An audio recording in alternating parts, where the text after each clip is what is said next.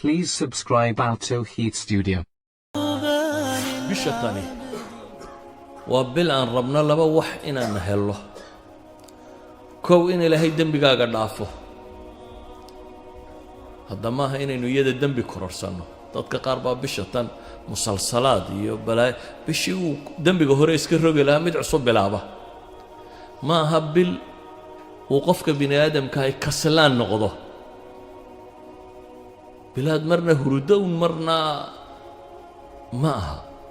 waa bil qofka muslimka ay ijtihaad ku jiro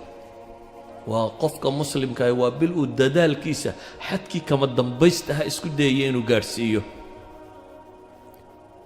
wuxuu rabaa in ilaahay dembiga ka maydho wuxuu rabaa ajar inta ugu badan leh inuu shaqaysto wuxuu rabaa inuu ku biiro min cutaqaa'ih kuwa ilaahay naarta ka xoreynaya habeen walba naarta badh baa laga xoreeyaa bisha tan oo dhan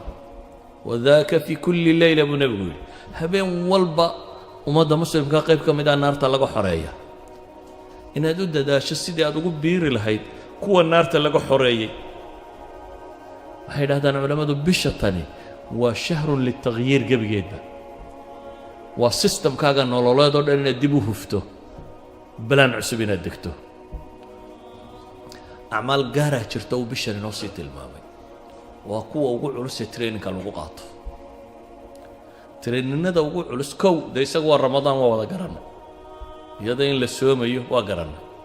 waxyaabaha ugu culus ee bishan la qabto waxaa ka mid ah nebi moxamed calayhi salaatu wasalaam waa bishuu malakul jibriil qur-aanka la daraasayn jiray malakul jibriil baa u yimaada nebi moxamed iyo malakul jibriil baa waxay daraaseeyaan kitaabka alle ilaahay hadalkiisa idan bisha tani bay culammadu yidhaahdaan waa bilu qofka muslimkii u xidhxidho inuu ku tadabburo ilaahay kitaabkiisa oo fahmo ilaahay muxuu nolosha ka rabaa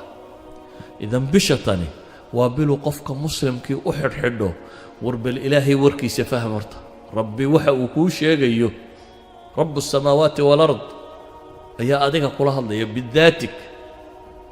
dadka quraanka markay akhrinayaan cid kale ka fakaraan cid kale ka fakareen adigun baa ilaahay la hadlaya qof walba gaarkiisa loola hadlaya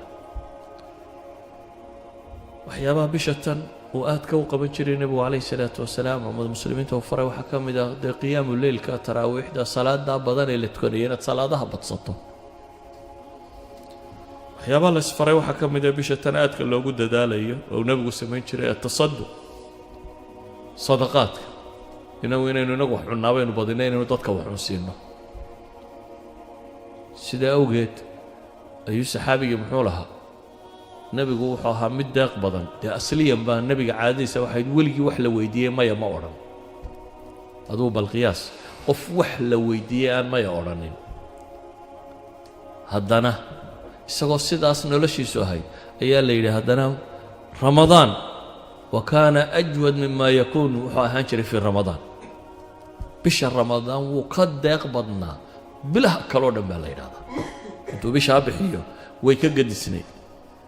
waxbixintiisu ka riixil mursala bay ahayd buu xadiidku tilmaamaya sidii dabayl dhabanaysa dabayl babanaysa ama dhabanaysa ayuu la mid ahaa yacni